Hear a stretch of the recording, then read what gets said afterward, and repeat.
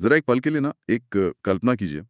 मतलब सोचिए कि एक सुबह अचानक से आपकी नींद खुलती है और आपको ये एहसास होता है कि आ, हमारे दिमाग में जो आवाज़ लगातार चल रही है ना। हाँ, वो जो बैकग्राउंड में हमेशा चलती रहती है। बिल्कुल।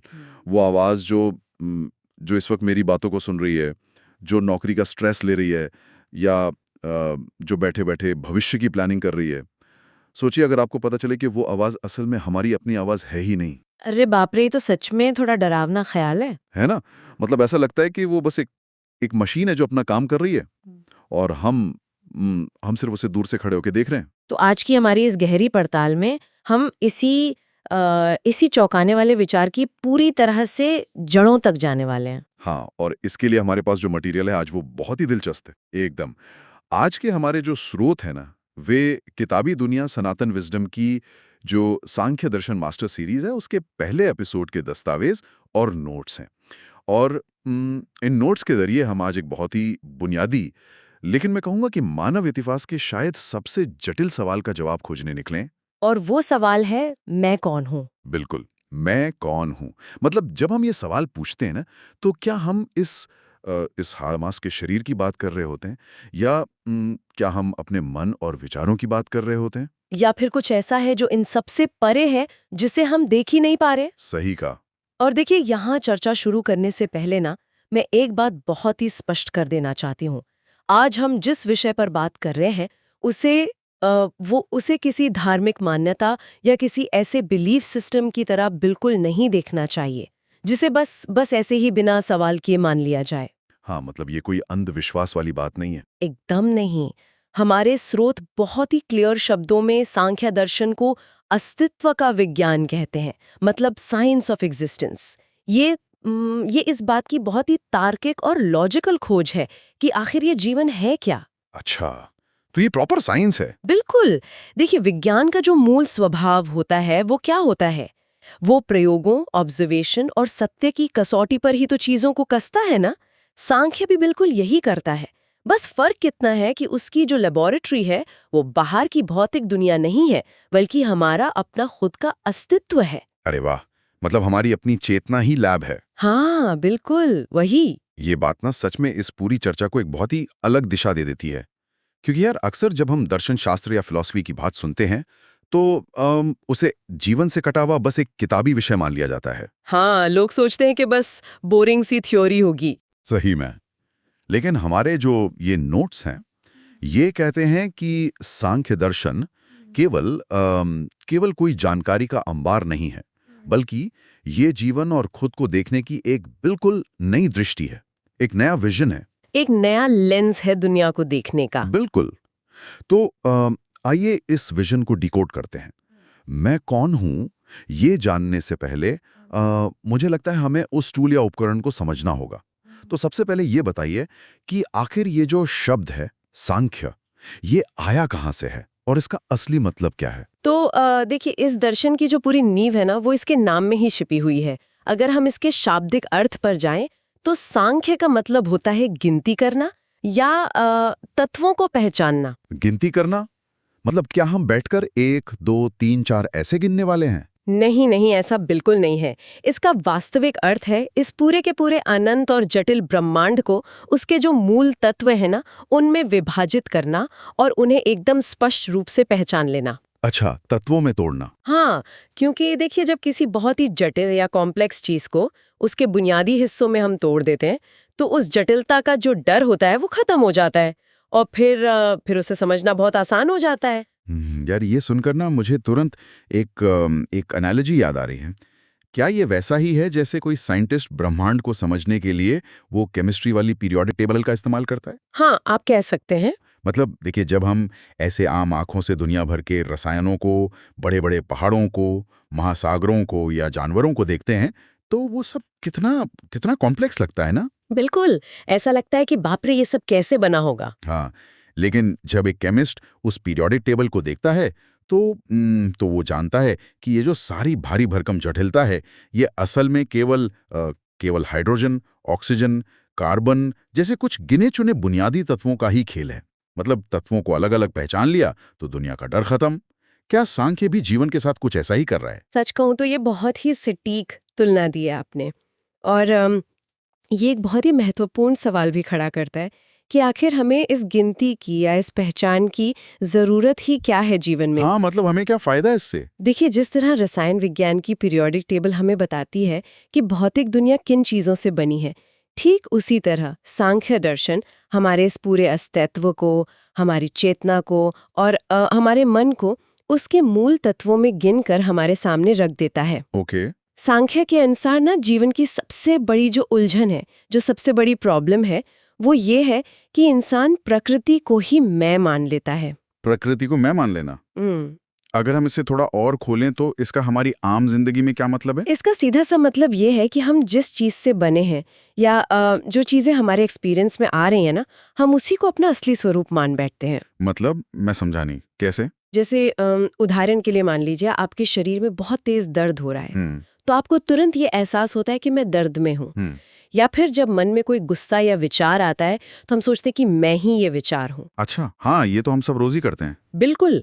और हमारे स्रोत यहाँ बहुत ही स्पष्ट करते हैं कि इसी भ्रम से, इसी कंफ्यूजन से जीवन के सारे बंधनों और दुखों की शुरुआत होती है। जब तक चीजों को उनके सही रूप में पहचाना नहीं जाता, इंसान उनसे बंधा रहता है। तो मतलब सांख्य दर्शन इसी बंधन से आजाद होने के लिए चीजों को सही सही पहचानने की बात करता है। एकदम सही। सांख्य इसी प्रक्रिया की वकालत करता है। तो अगर मैं अपना गुस्सा नहीं हूँ, अगर मैं अपने ये विचार नहीं हूँ, और अगर मैं अपना शरीर भी नहीं हूँ, तो फिर यार आखिर बचता क्या है? यही तो सबसे बड़ा ट्विस्ट है। हाँ, मतलब जब हम बदलने वाली हर एक चीज को साइड में हटा देते हैं, तो इन नोट्स के अनुसार वो कौन सा मूल तत्व है जो बाकी रह जाता है? क्योंकि अगर हम दस्तावेजों को देखें तो सांख्य दर्शन पूरी सृष्टि को 2 मेन पिलर्स में बांटता है।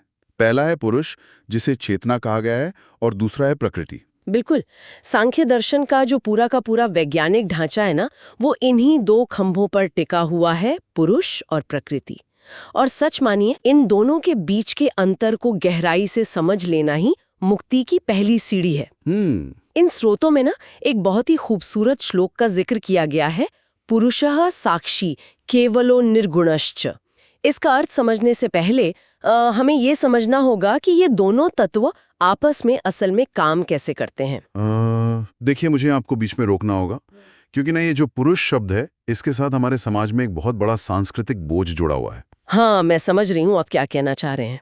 मतलब जब आम बोलचाल में कोई भी पुरुष शब्द सुनता है, तो दिमाग में तुरंत एक पितृसत्तात्मक ढांचा या सीधे सीधे एक आदमी की, मेल जेंडर की छवि बनती है। तो क्या ये नोट्स सच में यहाँ किसी तरह के जेंडर बेस्ड फिलॉसफी की बात कर रहे हैं, या ये सिर्फ अनुवाद की प्रॉब्लम है?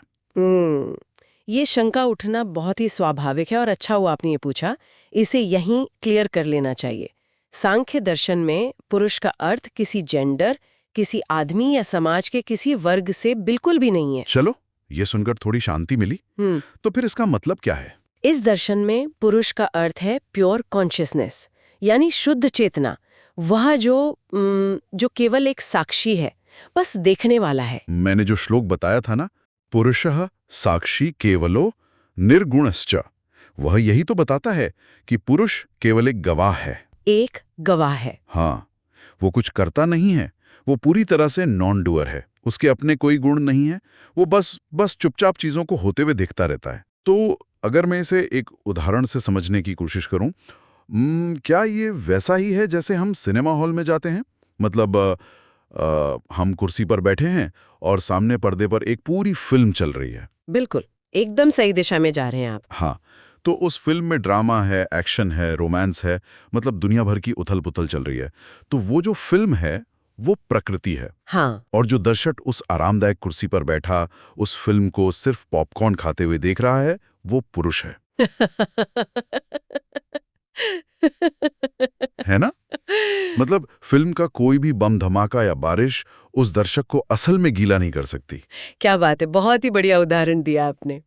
और इस उदाहरण में जो सबसे बड़ी ट्रेजेडी है ना, जो त्रासदी है, वो ये है कि वो दर्शक फिल्म देखते देखते ये भूल ही जाता है कि वो कुर्सी पर बैठा है। अरे हाँ, वो एकदम खो जाता है उसमें। बिल्कुल। वो पर्दे पर चल रहे उस किरदार के साथ खुद को इतना जोड़ लेता है कि जब वो किरदार रोता है ना, तो इस दर्शक की आंखों से भी सच में आंसू बहने लगते हैं। हाँ यार, ये तो सब पिखा होता है थिएटर में। तो सांख्य दर्शन असल में ना उस दर्शक को सिर्फ ये याद दिलाने की प्रक्रिया है कि भाई तुम केवल सिनेमा हॉल की एक कुर्सी पर बैठे हो। पर्दे पर जो भी चल रहा है वो तुम्हारा असली स्वरूप नहीं है। मतलब हम सिर्फ दर्शक हैं। हाँ, और दूसरी ओर जो प्रकृति है वो सब कुछ है जो पर्दे पर घटित हो रहा है, जो लगातार बदल रहा है।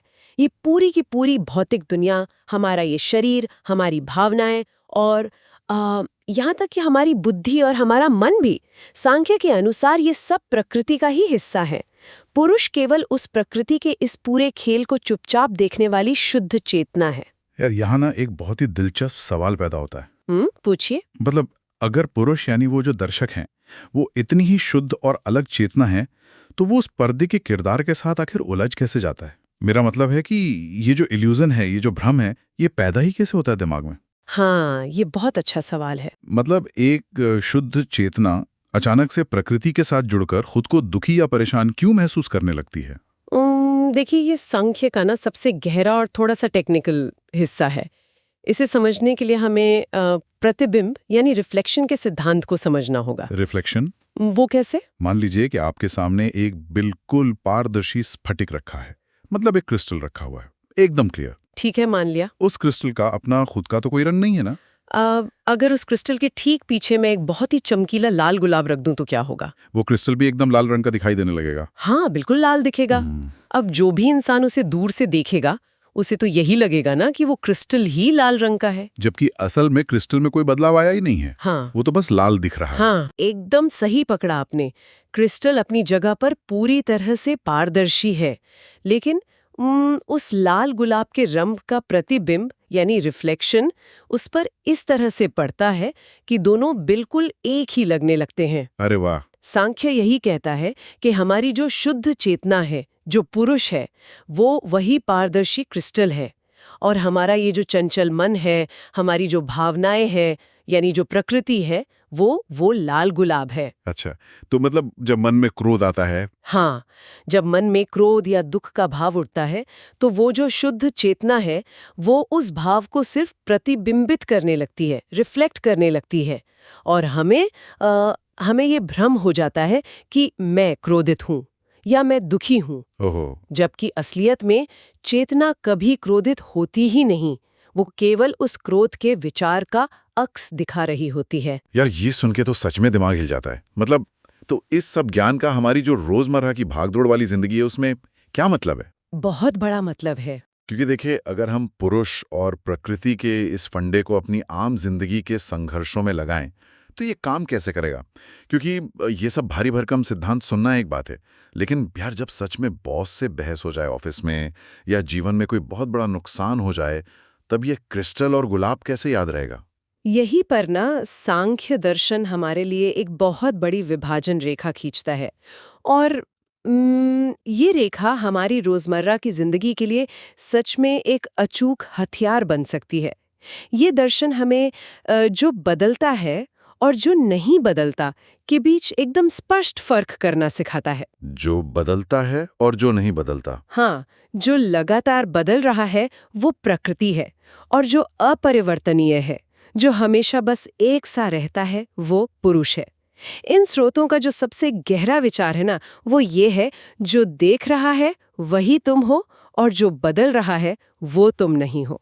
यार सच कहूं तो ये लाइन अपने आप में बहुत ही लिबरेटिंग है। मतलब आजाद करने वाली फीलिंग देती है। बिल्कुल देती है। हूं, मैं फेलियर हूं। लेकिन अगर हम इसे सांख्य के नजरिए से देखें, तो सफलता और असफलता ये दोनों तो सिर्फ स्थितियां हैं ना, जो बदल रही हैं। बिल्कुल।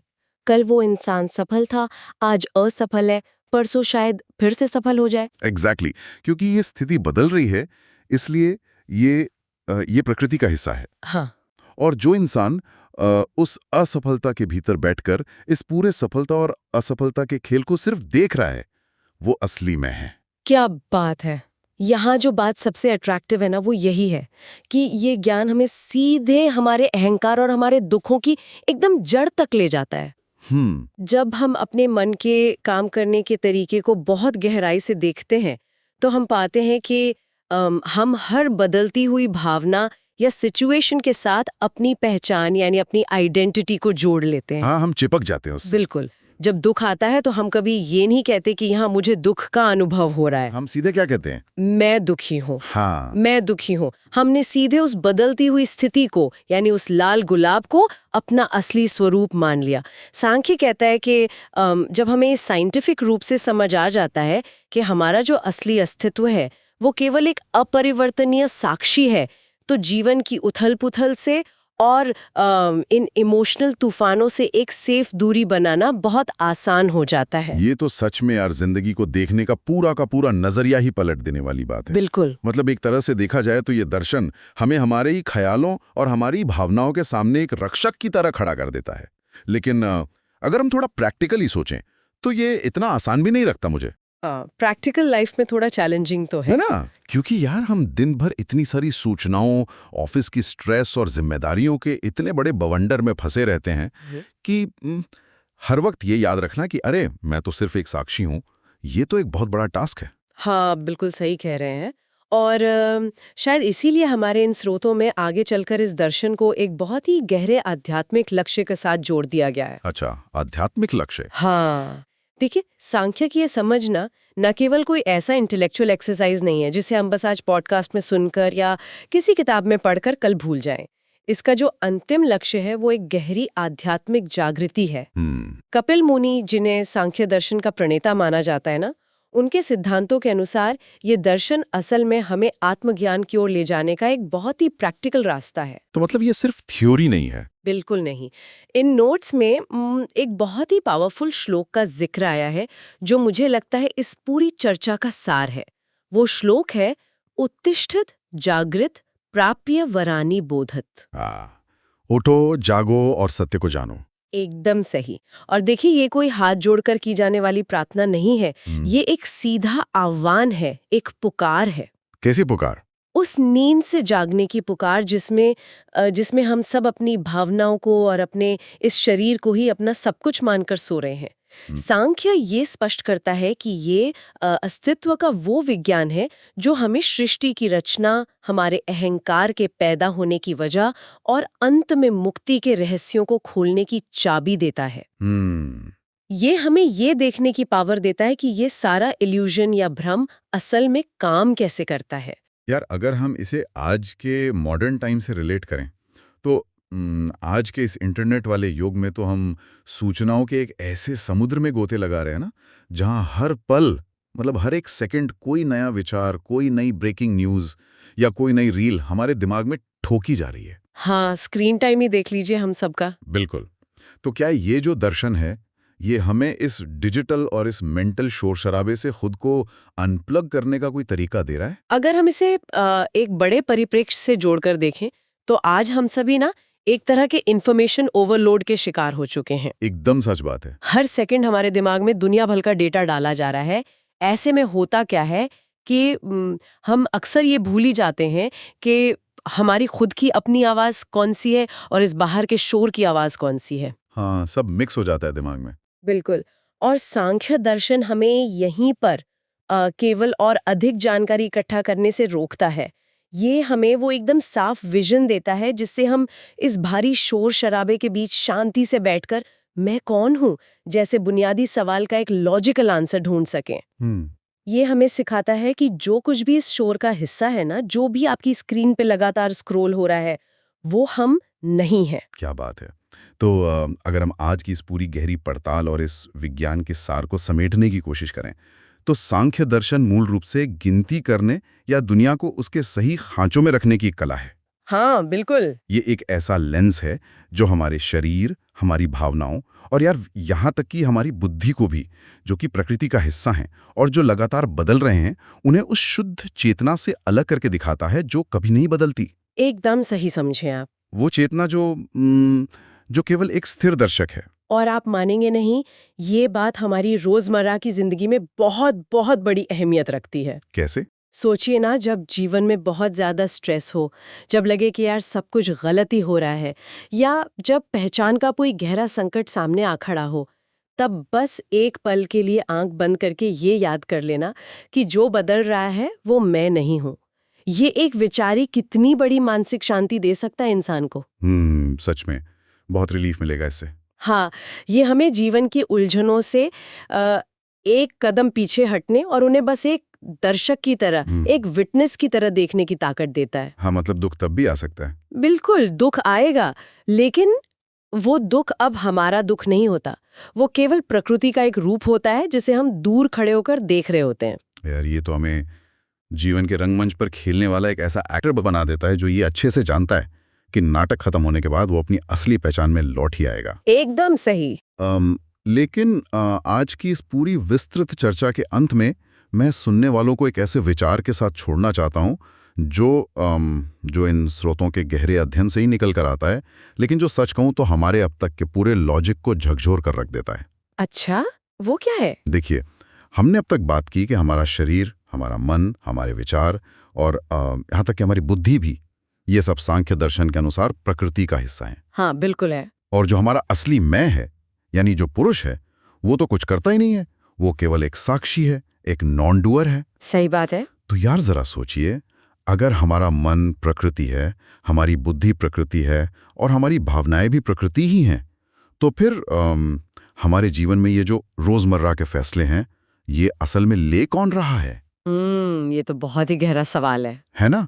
जब हम सुबह उठकर ये तय करते हैं कि यार आज मुझे ऑफिस जाना है, या जब हम जीवन के बड़े बड़े निर्णय लेते हैं, शादी के, करियर के, तो वो निर्णय लेने वाला असल में है कौन? क्योंकि पुरुष तो कुछ कर ही नहीं रहा है। एग्जैक्टली। अगर मैं कुछ करता ही नहीं, तो क्या वो हमारा सच्चा मैं है जो ये फैसले ले रहा है, या फिर ये केवल प्रकृति है जो हमारे ही दिमाग के भीतर अपना एक बहुत ही कॉम्प्लेक्स गेम खेल रही है और हमें बस ये लग रहा है कि हम आज़ाद हैं? सोचिएगा इस बारे में।